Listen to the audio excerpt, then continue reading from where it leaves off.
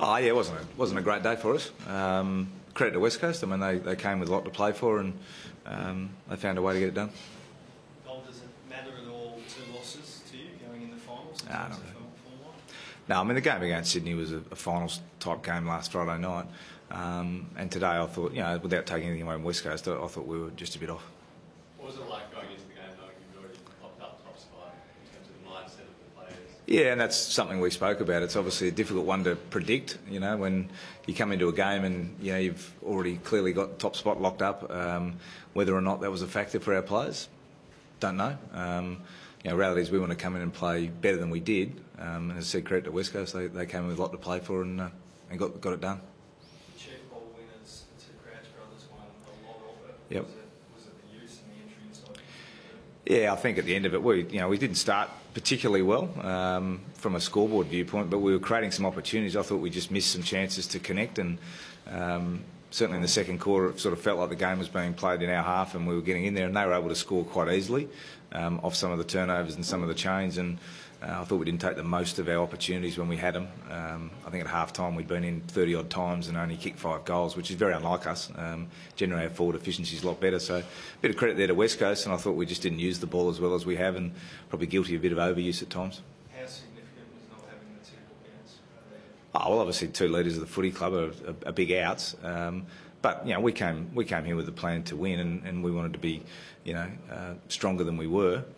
We did a lot right today, but we didn't do enough right for long enough, to be honest, to get the result. And Hardy's performance on Kennedy. Yeah. A lot of footy of late. Yeah, it was his first game back in, obviously after a bit of time out with a hamstring, and I thought he was really solid. I mean, he kept him to, he kicked 1 goal. Josh, he had 5 shots at goal, but he just kicked the 1. So I think if you'd said to me that Kennedy was going to kick 1 at the start of the day, we would have thought that's a good outcome. So yeah, Harder was solid. Was he going to play this week, regardless of what happened to Charlie? What was the plan with Hardy? Well, yeah, we were keen to get him back into the team. He sort of was he was in the team for probably the first 10 weeks and played some really good footy for us. So always looking to try and get an opportunity to get him in the team. So obviously with Tales, when his ankle didn't come up, that was his chance, and he really embraced the job today on Kennedy. Talked about your midfielders earlier and the numbers they racked up. A couple of their midfielders were able to go forward and score today. Was Yep. that a bit of a concern or disappointment? Yeah, look, it was one of those ones where probably at times, a bit through what I'm saying with the missed opportunities in our ball use, which sort of leaves you exposed a little bit, and there were a couple of times today where I thought we just missed some chances, and all of a sudden, on the counter-attack, we were exposed a bit, and some of their mids did hit the scoreboard. So, yeah, it's something we'll look at. We'll review that, make sure that we tie that up, because obviously we've got a big game coming up, and the new season really now starts. That's the beauty. I mean, we walk away from a season after the last 2 weeks aside. We finished on top of the ladder. So, when we talk to the players after the game, it's like, the disappointment of this game and how we played is there. But the reality is, across the body of evidence we put forward, we finished on top. So there's a lot to be really positive about, and we've given ourselves a great opportunity. We get a home final whenever it's going to be against, I think it's GA Burst, it looks like. But there's a new season start now, and we will attack that with the vigour we've attacked this season and try and get the same result. How do you approach that game at all? As a final, I mean, it's another opportunity for us. Again, and the players have created that opportunity. That's the real benefit of where we finished on the ladder. So today aside, as I said, over the whole season, we've found ourselves on top of the ladder. So that's a great achievement from a playing viewpoint. But we now say goodbye to 10 and 8 go forward, and it's now you're playing for keeps. What's that? Oh well, they're a strong side. They're a very strong side. So as all teams are in the 8. So we know we've got to be on our mettle to get the right result. So we'll spend the time recovering from this and preparing and getting ready to play and perform to a high standard. You haven't played them since round 1. Does that tape become relevant? The replay of the round 1 game? Yeah, well, we'll look at that and have a view of what worked for us on that day. But there's been a lot of water under the bridge since then. So probably we'll look at their recent games. They played obviously West Coast 2 weeks ago, and then Geelong on last night. So we'll do normal opposition scouting on them and see what we can take and glean.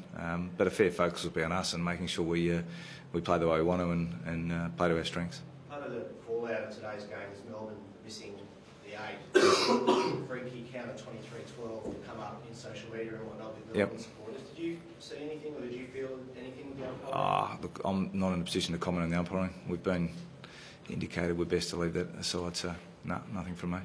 This Sanford team had a pretty good win, and Scotty Thompson 28 touches and 2 goals. Is there a bit back there in the twos that you can? Yeah, well, we brought in a couple of guys today with Wayne Miller and Seedsman came in. Scotty Thompson playing in there, Harrison Wigg, Cole Cheney's playing back there as well. So there's a few guys we've got who have got AFL experience and capacity, we know, which is good. So, you know, it gives us some options and some pressure on for spots. Still a chance for the veteran to go out in the bank? Yeah, there always is. I mean, that's the nature of the game. You're only an injury or two, or some form loss away from creating opportunity. And Scott's one of the players who are in that sort of bracket of group that are looking for a chance.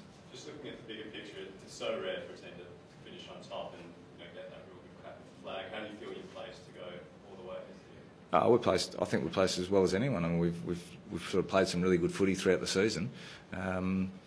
And that's what's created this opportunity. So, you know, we appreciate it. It's not from this point on. It doesn't get any easier. Certainly, it's an exciting time of the year. It's a great time. This is why we play footy. And we play footy for these opportunities. And the players have worked really hard since the start of pre-season to get that opportunity. And we now get it. We get it at home against GWS, and you know, there's a fair amount of excitement that goes with that, because there's a lot of hard work that's gone into getting it.